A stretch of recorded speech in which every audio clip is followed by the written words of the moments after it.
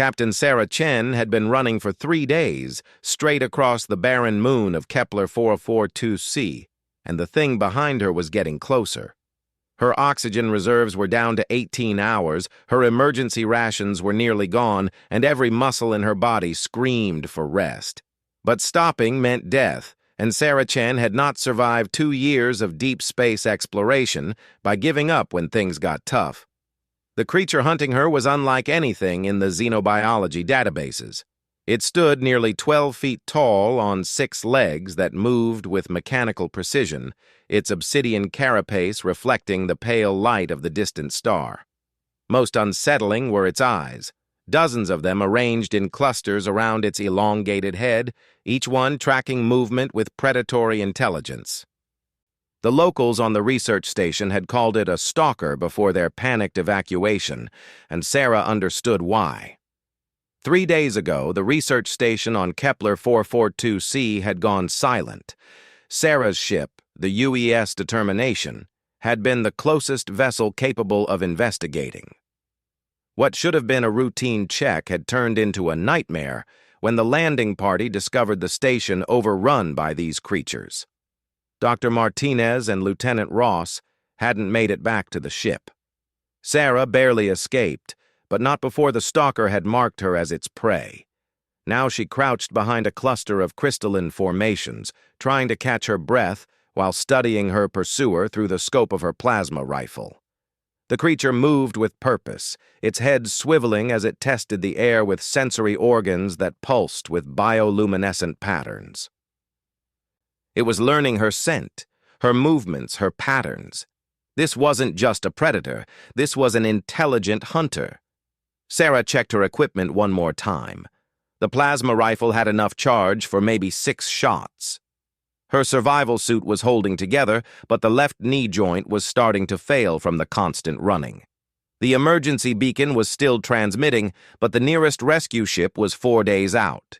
She had to survive until then, or find a way to kill this thing. The stalker's head suddenly snapped in her direction. Sarah froze, her heart hammering against her ribs. Had it seen her? The creature's multiple eyes focused on her hiding spot, and slowly, deliberately, it began moving toward her position. Its 6 legs carried it across the rocky terrain with disturbing grace, never making a sound despite its massive size. Sarah forced herself to think like the hunter instead of the prey. What did she know about this creature? It had excellent senses, incredible speed, and obvious intelligence. But it had been tracking her for 3 days without catching her, which meant she had some advantages too. She was smaller, more agile, and most importantly, she was human. Humans had been persistence hunters long before they reached for the stars.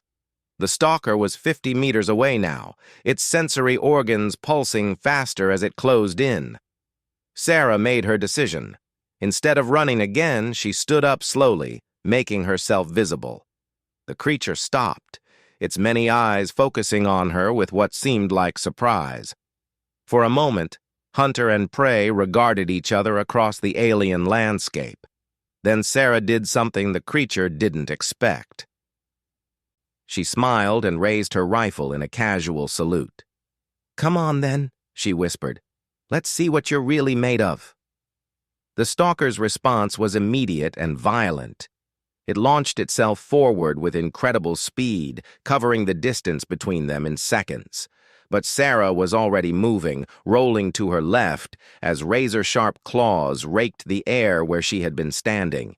Her rifle barked once, the plasma bolt striking the creature's shoulder and sending up a spray of superheated chitin. The stalker roared, a sound like tearing metal that echoed across the barren landscape. It spun with impossible speed, lashing out with its rear legs. Sarah ducked under the attack and fired again, this time aiming for the cluster of sensory organs on the creature's head. The plasma bolt struck home, and several of the pulsing organs burst in gouts of luminescent fluid. But the wound only seemed to enrage the creature further. It attacked with renewed fury, forcing Sarah to retreat across the rocky ground. She fired twice more as she ran, both shots finding their mark but failing to bring the monster down. Her rifle's charge indicator was blinking red, only 2 shots left. Sarah's tactical mind was racing as she leapt between the crystalline formations. The creature was incredibly tough, but she had heard it. The destroyed sensory organs were affecting its ability to track her. She could see it hesitating at turns, having to rely more on sight than whatever other senses it possessed. That gave her an idea. The terrain ahead opened up into a wide valley filled with a forest of crystal spires that reached toward the sky like frozen lightning. Sarah sprinted toward it, the stalker's roars echoing behind her. If she could reach the crystal forest, she might have a chance to turn this hunt around. As she ran, Sarah's mind went to the survival training she had received on Mars. The instructors had always emphasized that the difference between predator and prey often came down to mindset. Prey reacted, predators planned. She had been reacting for 3 days, letting the creature dictate the terms of their deadly game. It was time to start thinking like a predator. The crystal spires rose around her like a frozen cathedral, their surfaces reflecting her image in countless fractured angles. Sarah paused to catch her breath and study her surroundings. The formations were hollow, she realized, and they rang like bells when the wind passed through them. More importantly, they were sharp enough to cut through her suit's fabric when she brushed against them carelessly. The stalker emerged from behind her, moving more cautiously now as it navigated between the crystal spires. Its damaged sensory organs made it rely more heavily on its eyes, which meant the countless reflections were confusing it. Sarah watched as the creature's head swiveled back and forth, trying to track her true position among the hundreds of false images. She began to move through the crystal forest with purpose now, no longer just running but positioning herself strategically. Every step was calculated, every movement designed to create maximum confusion for her pursuer. The creature was bigger and stronger, but the crystal maze favored the smaller, more agile human. Sarah found what she was looking for, a cluster of particularly sharp spires arranged in a natural funnel. If she could lure the stalker into the narrow passage, its size would work against it. She positioned herself at the far end of the funnel and waited. The stalker appeared at the entrance to the passage, its remaining sensory organs pulsing as it detected her presence. Sarah stood in plain sight, making herself an irresistible target. The creature's eyes focused on her with predatory intensity, and it began moving forward into the funnel.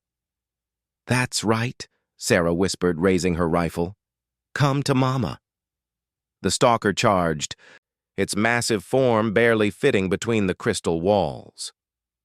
Sarah waited until it was halfway through the passage before firing her second-to-last shot. The plasma bolt struck one of the crystal spires above the creature's head, and the superheated mineral exploded in a shower of razor-sharp fragments.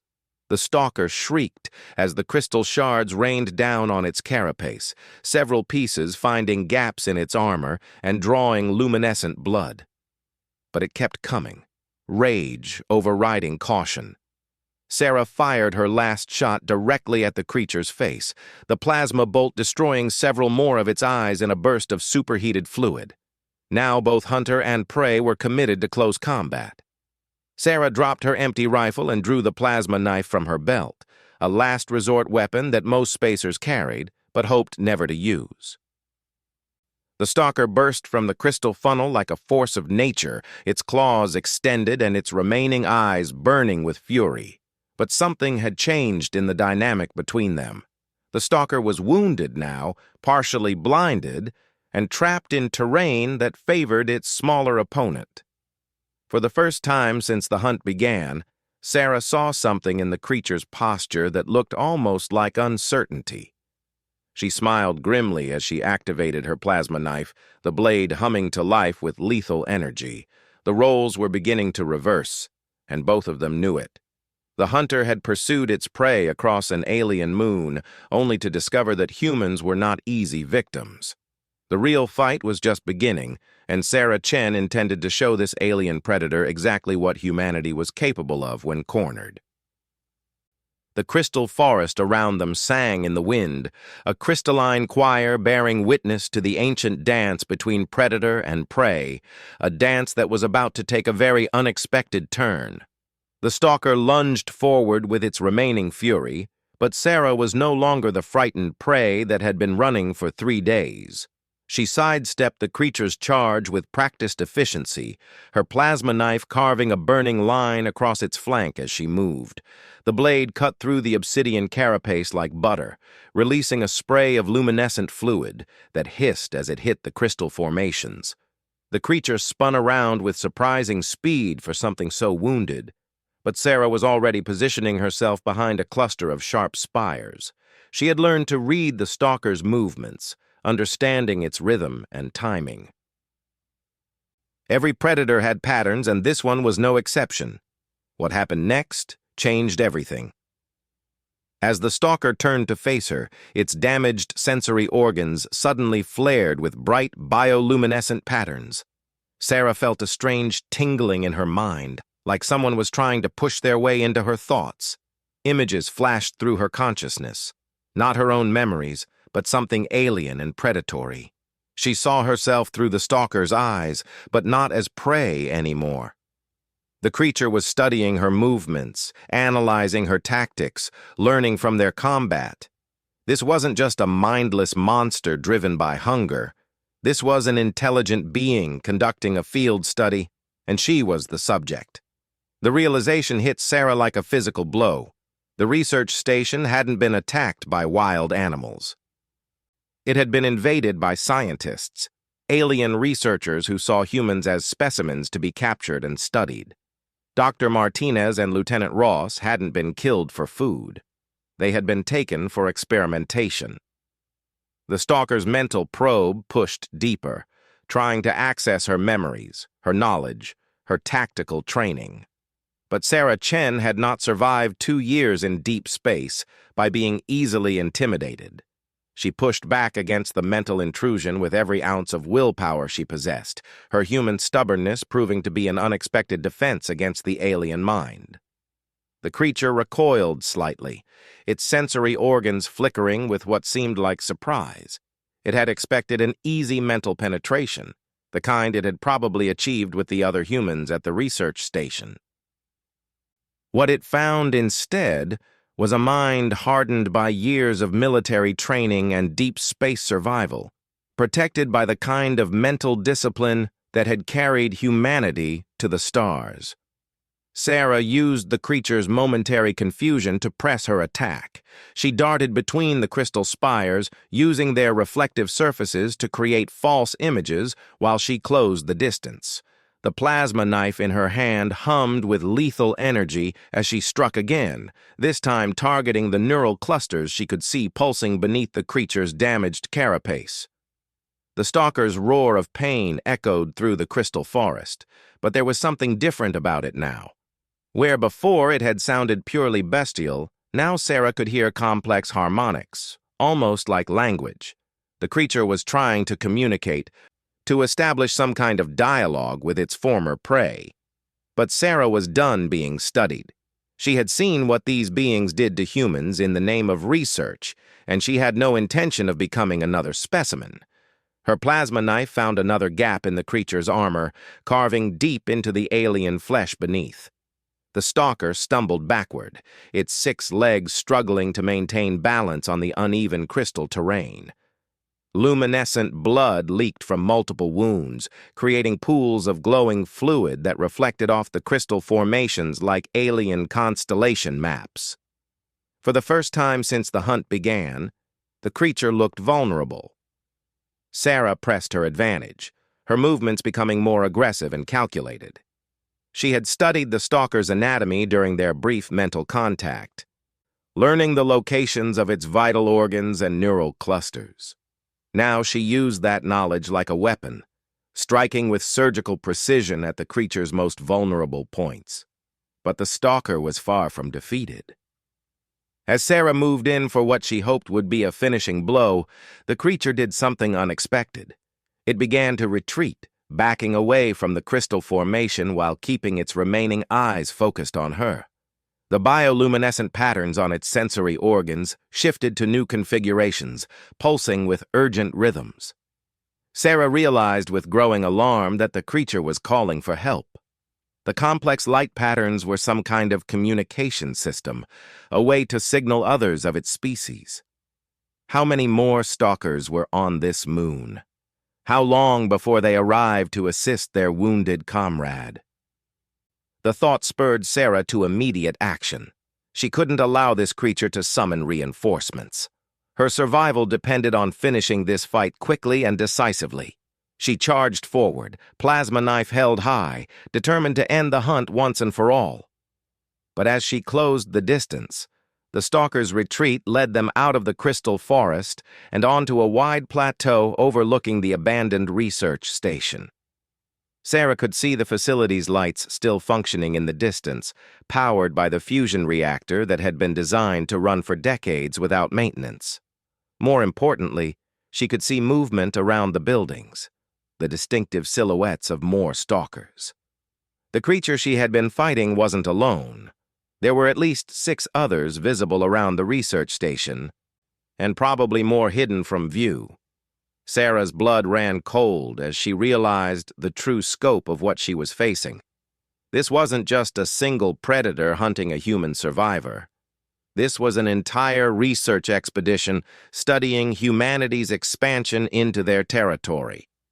The wounded stalker continued its retreat toward the plateau's edge, its light-based signals growing more urgent. Sarah knew she had only minutes before the others arrived. She had to make a choice: finish off her wounded opponent or try to escape and find a better defensive position. Her military training kicked in, providing tactical analysis of her situation. Fighting multiple stalkers in open terrain would be suicide, but letting this one escape would mean facing an entire pack of creatures that had learned her capabilities and weaknesses. Either choice seemed to lead to certain death. Then Sarah noticed something that changed her entire perspective on the situation. The research station's communication array was still active. Its transmission dish pointed toward the sky. If she could reach the station and modify the array's output, she might be able to boost her emergency beacon's signal. Instead of waiting 4 days for rescue, she could potentially cut that time down to hours. But reaching the station meant fighting her way through multiple stalkers, and she had no weapons left except her plasma knife. The odds were impossible, but Sarah Chen had never been one to back down from impossible odds. She had not come this far to die on an alien moon surrounded by creatures that saw her species as research subjects. The wounded stalker reached the plateau's edge and began descending toward the research station below. Sarah could see other stalkers emerging from the buildings, their own bioluminescent signals responding to their wounded comrades' call for assistance. Soon the entire pack would be moving toward her position. Sarah made her decision. Instead of retreating back into the crystal forest, she began following the wounded stalker down the plateau. If the aliens wanted to study human behavior under extreme circumstances, she would give them a demonstration they would never forget. They thought they were the hunters, but they were about to learn what happened when humans stopped running and started fighting back. As she descended toward the research station, Sarah's mind was already working on a plan.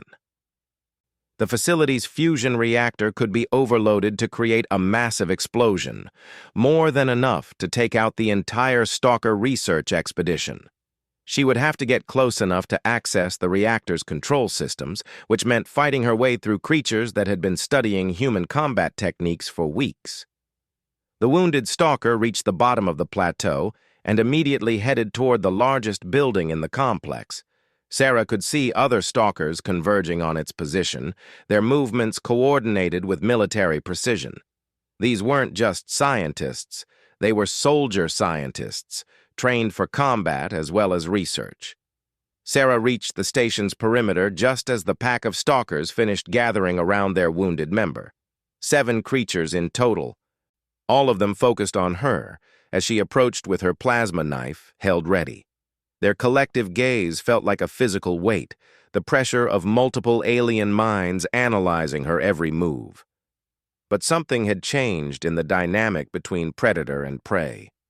Where once the stalkers had moved with absolute confidence, now Sarah could see hesitation in their posture. The wounded one's light signals were clearly communicating information about her capabilities, warning the others that this human was more dangerous than they had expected. Sarah smiled grimly as she activated her suit's external speakers. "Attention, alien researchers," she said, her voice carrying across the station's compound. "Class is now in session. Today's lesson is why you should never underestimate a species that conquered its own planet through pure stubbornness." The stalkers' response was immediate. Their bioluminescent displays shifted to aggressive patterns, and they began moving toward her in a coordinated formation. But Sarah was already moving too, not away from them this time, but directly toward the station's main reactor building. The hunt had become something entirely different now. A race between human determination and alien intelligence, with the fate of both species' first contact hanging in the balance. Sarah Chen was no longer running from the hunters. She was bringing the fight directly to them, and she intended to make sure they remembered this lesson for generations to come. 7 stalkers moved toward Sarah with coordinated precision, their bioluminescent communications creating a web of light across the research station compound. But Sarah Chen was no longer thinking like prey. Her mind had shifted into the tactical mode that had carried her through combat training on Luna and survival exercises in the asteroid belt.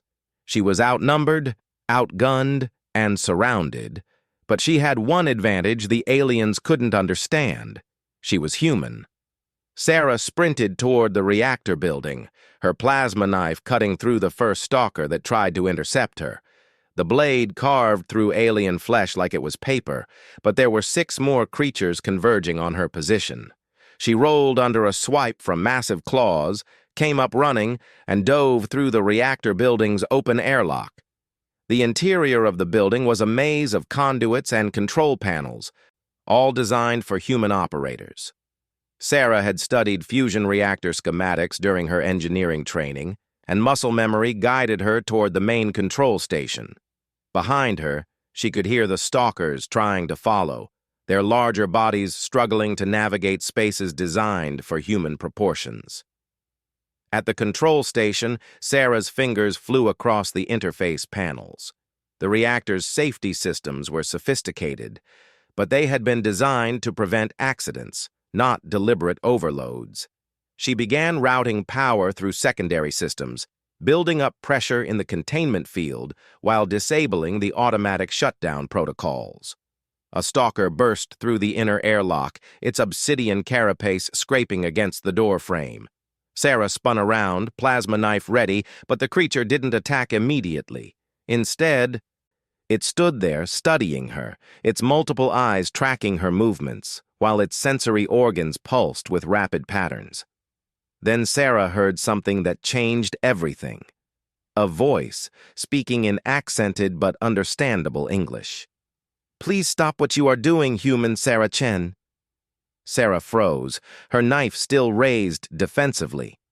The voice was coming from a translation device attached to the stalker's carapace, its mechanical tone struggling with human phonetics. "You can talk," she said, not lowering her weapon. "We have been learning your language from the research station's databases," the stalker replied. "We did not realize your species was capable of such adaptive responses to predation scenarios." "Predation scenarios?" Sarah's voice was deadly quiet. "Is that what you call murdering my friends?" The stalker's sensory organs flickered with patterns that somehow conveyed confusion. "Your companions are not deceased, human Sarah Chen. They are being studied in our research facility. We seek to understand your species' remarkable survival capabilities." The revelation hit Sarah like a physical blow. Martinez and Ross were alive. But instead of relief, she felt a surge of anger that burned hotter than her plasma knife. "You've been experimenting on them." "We are scientists, as you are scientists," the stalker said. "Your species has spread across multiple star systems with remarkable speed. We seek to understand how such a young race achieved interstellar capability."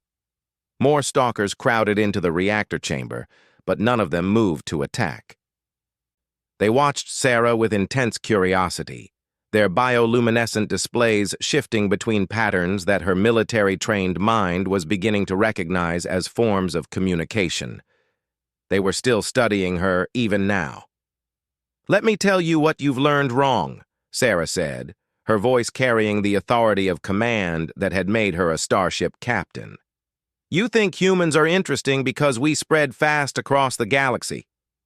But that's not what makes us dangerous." She gestured toward the reactor controls with her free hand. "You've been hunting me for 3 days, studying my reactions, analyzing my behavior. You probably think you understand human survival instincts by now." The lead stalker's translation device crackled.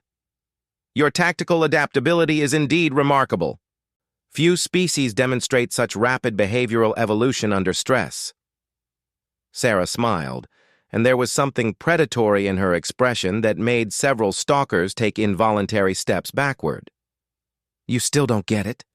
You think I was running from you because I was afraid, but humans didn't conquer Earth by running away from predators." Her finger hovered over the final control that would trigger the reactor overload. "We conquered Earth by turning everything into a weapon, including ourselves." The stalker's bioluminescent displays suddenly flared with urgent patterns. They had finally realized what she was threatening to do. "Human Sarah Chen, that action would result in mutual destruction." "Exactly." Sarah's voice was calm, almost conversational. "See, you made one critical error in your research methodology. You assume that humans value individual survival above all else, but we're a pack species. We protect our own, even if it costs us everything." The lead stalker moved closer, its multiple eyes focused intently on her face. "You would sacrifice yourself for 2 individuals who are already safely contained in our research facility?"